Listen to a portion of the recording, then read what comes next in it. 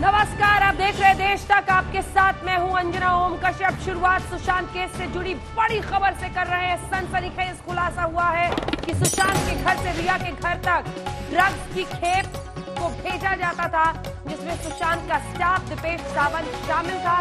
सूत्रों के मुताबिक एनसीबी की जांच में यह खुलासा हुआ है कि कुरियर के जरिए लॉकडाउन के दौरान सुशांत के घर से रिया के घर तक पैकेट में बड्स को भेजा गया था। दूसरा बड़ा खुलासा यह है कि रिया ड्रग्स केस में अब बॉलीवुड का कनेक्शन भी खुलता जा रहा है, क्योंकि सूत्रों के मुताबिक एनसीबी की पूछताछ में रिया ने यह खुलासा किया है कि सुशांत की पार्टी में बॉलीवुड के कई बड़े नाम आते थे जो ड्रग्स लेते थे। एनसीबी अब इसकी भी जांच कर रही है। जानकारी के मुताबिक एनसीबी ने 25 ड्रग पेडलर्स और 15 बॉलीवुड सेलिब्रिटीज की लिस्ट भी तैयार कर ली है, जिसके बारे में एनसीबी चीफ राकेश अस्थाना से डेप्यूटी डायरेक्टर केपीएस मल्होत्रा चर्चा करेंगे।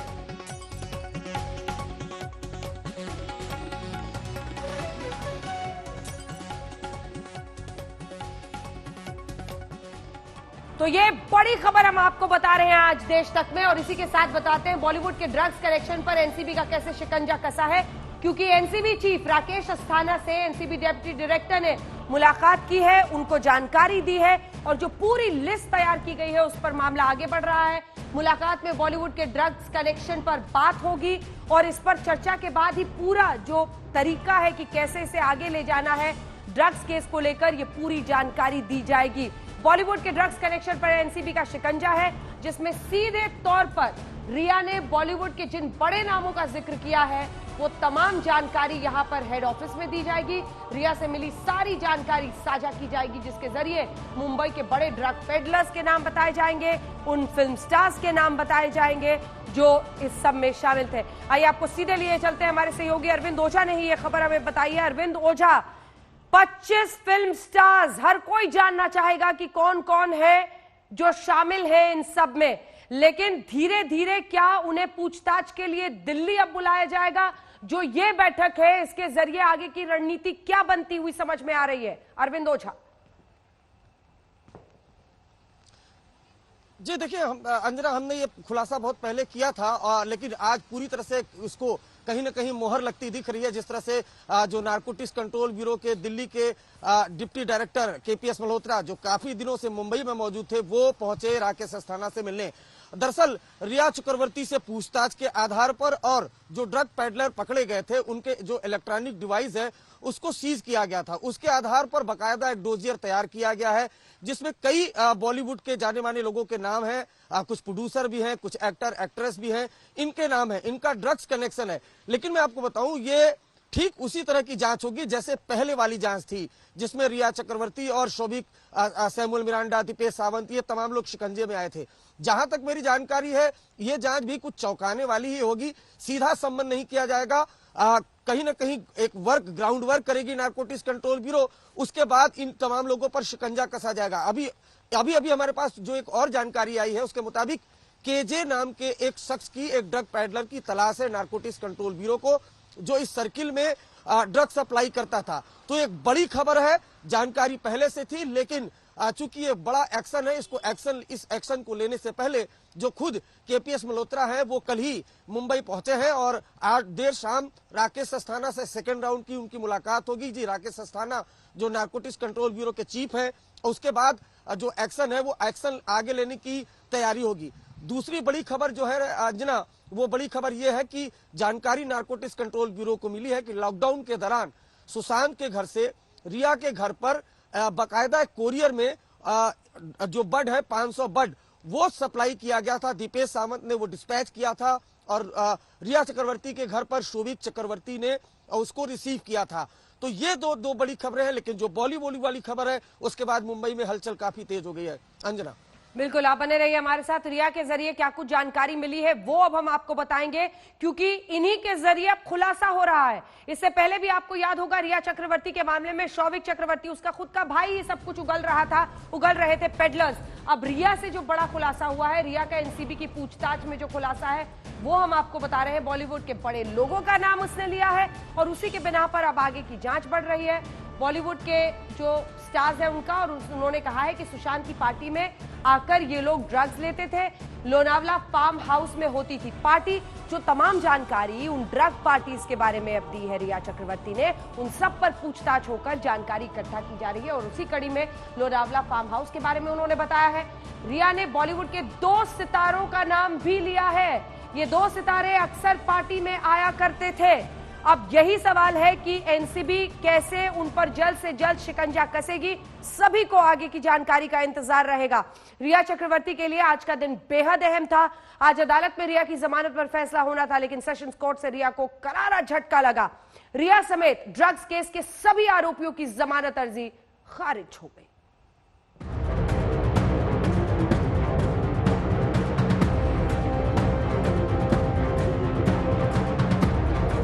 सुबह के सूरज ने दस्तक दी तो भाईखला जेल की बैरक नंबर 1 में तो रोशनी हुई, लेकिन इसी बैरक में बंद रिया चक्रवर्ती के मन में तूफान सा उठने लगा।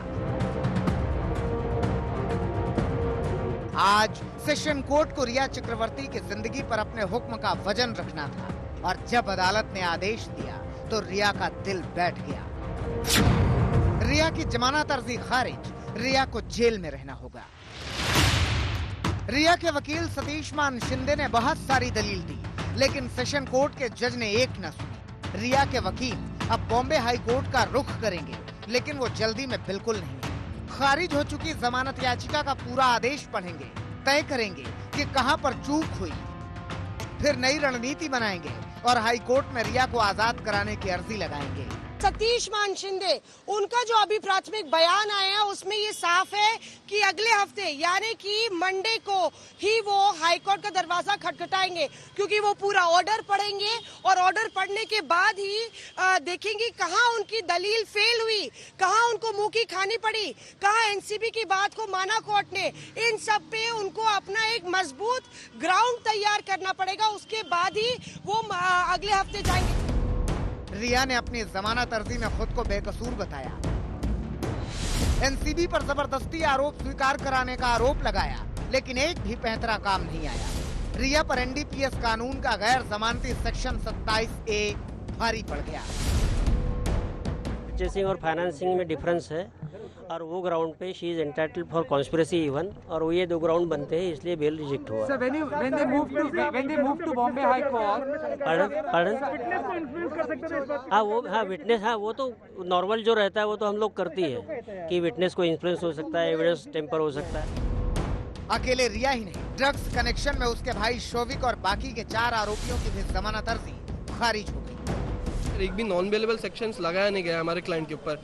रिया और शोविक के ऊपर 27A लगाया गया जो नॉन बेलेबल है, लेकिन हमारे क्लाइंट के ऊपर वो नहीं लगाया गया। कॉन्स्पिरेसी सेक्शन 29 का सेक्शन है, बट उससे ज्यादा कुछ है नहीं। एंड देन काइजान इब्राहिम जो है other accused, he has a much higher role and he is been released, उसका बेल हो गई है, तो we were also claiming parity with him. Drugs connection में रिया की मुसीबत अभी और बढ़ने वाली है। नारकोटिक्स ब्यूरो इस मामले को और आगे ले जाने की तैयारी कर चुका है।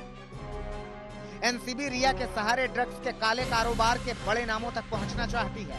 जाहिर है एनसीबी इसी दलील को हाई कोर्ट में भी आजमाएगी। अगर उन 25 तक पहुंचना है तो ये देखना है कि पेडलर कौन था, कहां से सप्लाई हुई, रिवर्स प्रूफ जिसे कहते हैं। सबसे जब सबूत पुख्ता होंगे, पेडलर्स पकड़े जाएंगे, जो फाइनेंशियल ट्रेल है वो पकड़ा जाएगा, तब शायद इन नामों का खुलासा, और तब एक एक को सम्मन भेज करके एनसीबी मुख्यालय अगले कुछ दिनों तक ये मुंबई में जो सबसे बड़ी घटना हो रही है उसका केंद्र बना रहेगा। नारकोटिक्स कंट्रोल ब्यूरो के दिल्ली जोन के deputy director KPS Malhotra Mumbai से दिल्ली पहुंचे हैं। वो एनसीबी चीफ राकेश अस्थाना से मुलाकात करेंगे। सूत्रों के मुताबिक रिया से पूछताछ में कई बड़े नाम सामने आए हैं। एनसीबी ने इसे लेकर डोजियर भी बनाया है। आज की बैठक में इसे ही मुकम्मल तस्वीर दी जाएगी। इसके बाद कार्रवाई कैसी होगी ये देखने वाली बात होगी। अरविंद ओझा, मुनीश पांडे और आशुतोष मिश्रा के साथ मौसमी सिंह, मुंबई, आज तक। इधर मामला अब कंगना रनौत का। कंगना रनौत और महाराष्ट्र सरकार के बीच छिड़ा घमासान फिलहाल शांत होने का नाम नहीं ले रहा। दफ्तर टूटने के बाद कंगना रनौत लगातार हमलावर है। आज कंगना ने फिर मोर्चा संभाला। बाला साहब के बहाने कंगना ने न सिर्फ उद्धव को घेरा बल्कि सोनिया गांधी की चुप्पी पर भी सवाल खड़े किए।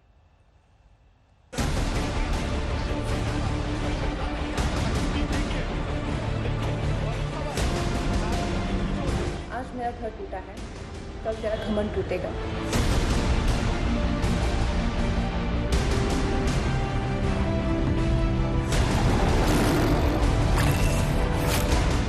कंगना के तरकश में जितने भी तीर वो एक एक कर निकल रहे हैं और बेधते जा रहे हैं महाराष्ट्र की सियासत के सिरमौरों को।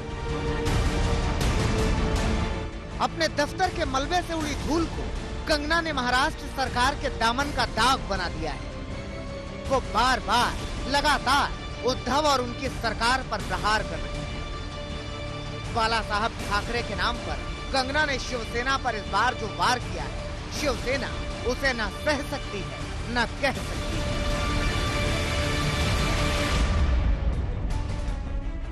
महान बाला साहेब ठाकरे मेरे सबसे पसंदीदा आइकन में से एक हैं।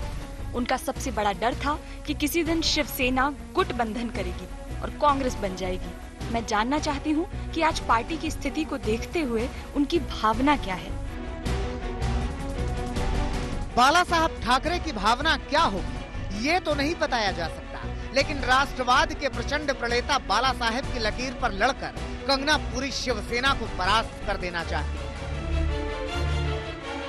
संजय राउत से लेकर शिवसेना और अब उद्धव ठाकरे पर हमलावर कंगना रनौत ने बाला साहेब ठाकरे का वीडियो ट्वीट करते हुए सवाल पूछा है कि किसी वक्त में बाला साहब को ये डर था कि एक दिन गठबंधन करके कहीं शिवसेना कांग्रेस न बन जाए, और ऐसे ही कंगना रनौत लगातार हमलावर हैं।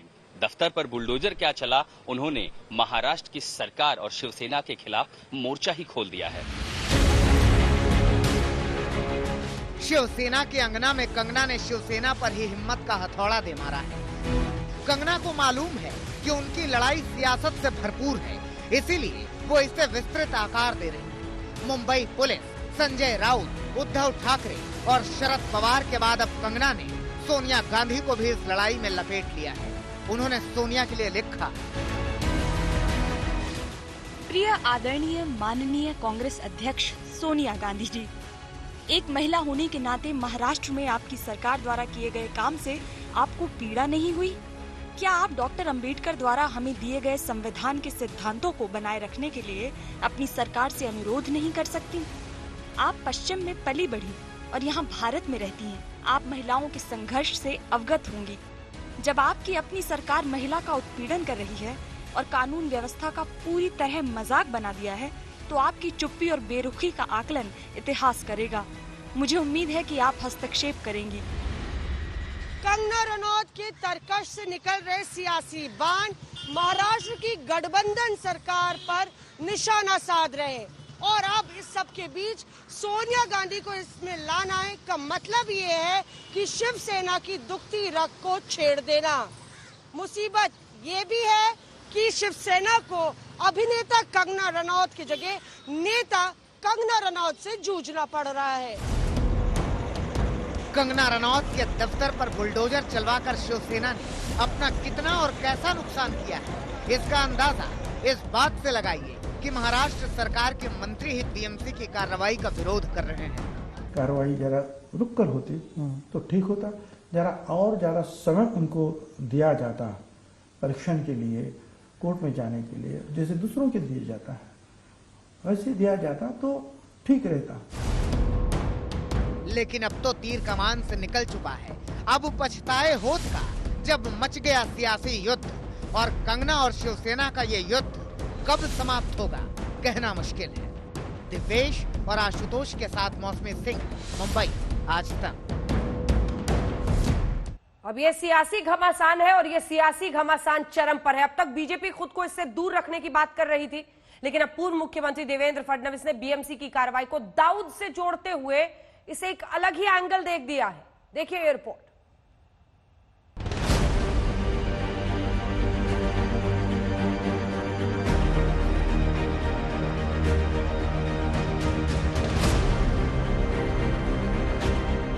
ये वक्त का पहिया है, याद रखना, हमेशा एक जैसा नहीं रहता। अब तक कंगना की पहचान यूं तो बॉलीवुड फिल्मों में दमदार एक्टिंग के लिए थी, लेकिन सुशांत केस के बाद से ही कंगना का फिल्मी अवतार अब रील से रियल लाइफ में तब्दील हो चुका है।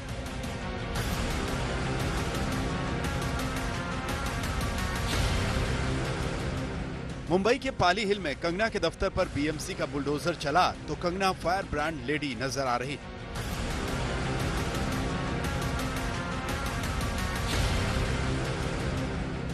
मामला अब सुशांत केस से आगे बढ़कर सियासी घमासान का अखाड़ा बन चुका है, जिसमें महाराष्ट्र के पूर्व मुख्यमंत्री देवेंद्र फडणवीस भी कूद पड़े हैं। यूं तो कंगना मुद्दे से बीजेपी ने खुद को अलग रखने का ऐलान किया था, लेकिन जब राजनीतिक दुश्मनों पर हमले का मौका मिले तो घोषणाएं टूटते देर नहीं लगती। कंगना का मुद्दा तो बीजेपी ने नहीं उठाया, क्या जरूरत थी? आप क्यों ऐसा बयान देते हो कि उन्होंने मुंबई नहीं आना चाहिए? आप क्यों बयान देते हो उन्होंने ऐसा करना चाहिए? पूरी आपकी सिस्टम क्यों लग जाती है? मुद्दा बड़ा क्यों हुआ? आपने उसको बड़ा किया, आपने उसके घर जाकर तोड़ा। अब रोज शिवसेना के नेताओं के किसके किसके घर अवैध है, किसके ऑफिस अवैध है, चीजें बाहर आ रही है। आप दाऊद का घर तोड़ने नहीं जाते, उसका घर तोड़ने जाते हो। इस विषय को बड़ा किसने किया? बीजेपी का संबंध क्या है? उद्धव पर हमले के लिए फडणवीस ने दाऊद इब्राहिम को अपना हथियार बनाया। जी हां, अभिनेत्री कंगना रनौत के दफ्तर को बीएमसी ने मलबे में तब्दील कर दिया, लेकिन मलबे से उठी धूल अब महाराष्ट्र की सियासत को दागदार करने लगी। कंगना मामले में अंडरवर्ल्ड डॉन दाऊद इब्राहिम का नाम आना मतलब इतिहास की कई परतों का खुलना। महाराष्ट्र में मंत्री और एनसीपी नेता छगन भुजबल ने सफाई में बताया कि दाऊद के घर को लेकर शायद फडणवीस को सामान्य ज्ञान कुछ कम है। सवाल उठ रहे कि जितनी तत्परता दिखाई है कंगना रनौत का ऑफिस तोड़ने में, तो प्रतिपक्ष के नेता फडणवीस ये कहते हैं कि क्या इतनी तत्परता दाऊद का घर तोड़ने में दिखाएंगी बीएमसी, या फिर सरकार उसको समर्थन करेगी? देखिए, दाऊद के कई घर है, कई घरों का नीलाम सरकार ने किया है और कई घरों पर हथौड़ा भी चलवाया है। आप इतिहास खोलकर देखिए क्या है। फडणवीस ने पहले दिल्ली से दाऊद के घर के बहाने उद्धव ठाकरे पर निशाना साधा। पटना पहुंचने के बाद उन्होंने एक बार फिर से कंगना के नाम पर महाराष्ट्र सरकार को ये नसीहत दी कि इस वक्त राज्य सरकार को कंगना से नहीं कोरोना से लड़ना चाहिए। देखिए, महाराष्ट्र सरकार को ऐसा लगता है कि महाराष्ट्र में हमारी लड़ाई कोरोना से नहीं है, हमारी लड़ाई कंगना से है। आज सबसे ज्यादा कोरोना के केसेस महाराष्ट्र में है, लेकिन महाराष्ट्र सरकार उससे लड़ना नहीं चाहती, वो लड़ाई करना चाहती है कंगना से। और मैं तो उनको इतने कहना चाहता हूँ, आप अपनी जितनी क्षमता कंगना के पीछे लगा रहे हैं उसमें से 50% भी क्षमता अगर कोरोना के पीछे सीरियसली आप लगाएंगे तो शायद लोगों की जान हम बचा पाएंगे। समझना बड़ा आसान है कि कंगना के मुद्दे को राजनीतिक दल अपने नफा नुकसान के हिसाब से इस्तेमाल कर रहे हैं। नजर में सियासी भविष्य है और वर्तमान में पक्ष विपक्ष में खड़े होने की मजबूरी। मुंबई से कमलेश सुतार और दिल्ली से ऐश्वर्या पालीवाल के साथ सुजीत कुमार झा, पटना, आज तक। तो महाराष्ट्र सरकार से पंगा लेने वाली कंगना रनौत के खिलाफ अब ड्रग्स केस की जांच होगी। जी हां, महाराष्ट्र सरकार ने अध्ययन सुमन के एक बयान के आधार पर मुंबई पुलिस को आदेश दिया है कि कंगना के ड्रग्स केस की जांच होनी चाहिए।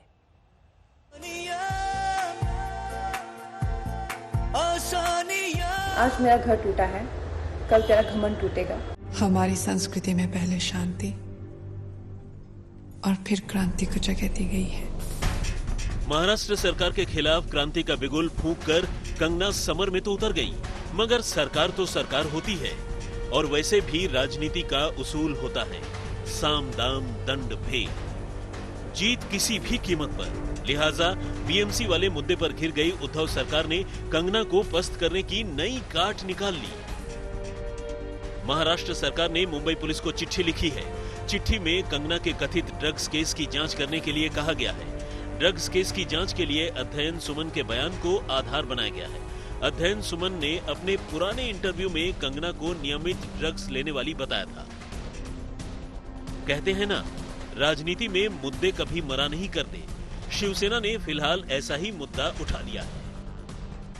अध्ययन सुमन उनके ऊपर अगर झूठा आरोप करता है तो उसकी इंक्वायरी होनी चाहिए, अध्ययन सुमन को भी अरेस्ट करना चाहिए। अगर वो सच बोलते हैं तो कंगना रनावत जी कहाँ से ड्रग लाती थी, किसको देती थी, वो ड्रग डीलर उनका कौन था, पैसे कहाँ से लाती थी, ड्रग कहाँ पे छुपाती थी, इसका भी इंक्वायरी होना चाहिए, ऐसा मेरा कहना है। शिवसेना ने मुद्दे को हवा में उछाला तो उनकी ही सरकार के गृह मंत्री ने तत्काल कार्रवाई के आदेश दे दिए।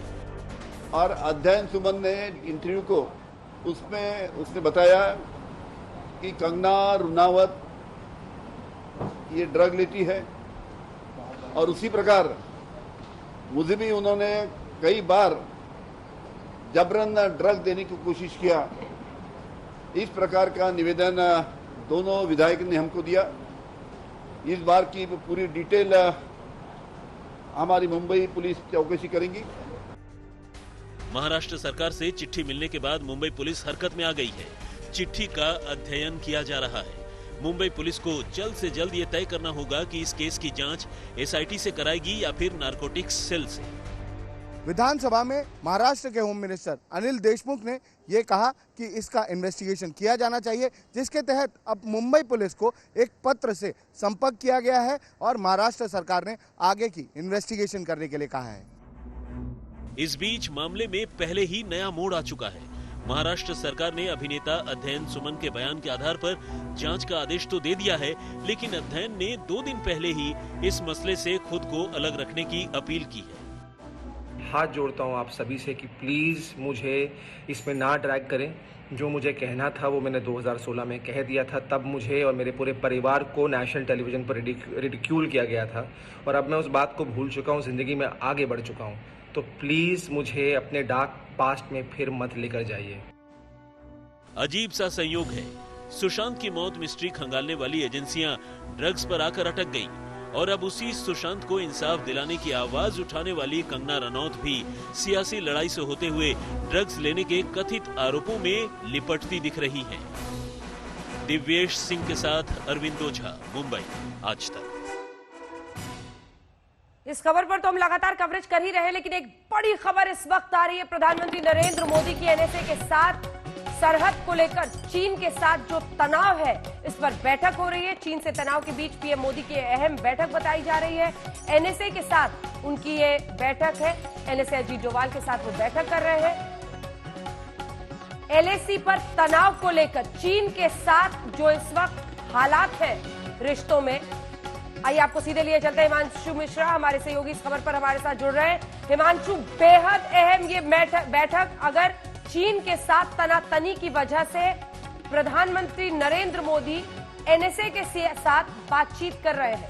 हिमांशु, देखिए अंजना, बिल्कुल अजीत डोभाल जो एनएसए है वो प्रधानमंत्री नरेंद्र मोदी को ब्रीफ करने आए हैं। एलएसी की क्या सिचुएशन है और किस तरीके से जो है वहां पर हमारी सेना जो है वो डटी हुई है। सबसे बड़ी बात यह है कि एनएसए हर एक पॉइंट के ऊपर जो है प्रधानमंत्री को ब्रीफ कर रहे हैं और लगातार ये ब्रीफिंग, जब से एलएसी के ऊपर भारत और चीन के बीच में जो है सीमा विवाद है बना है पिछले कुछ दिनों से, उसको लेकर एनएसए लगातार ब्रीफ कर रहे हैं।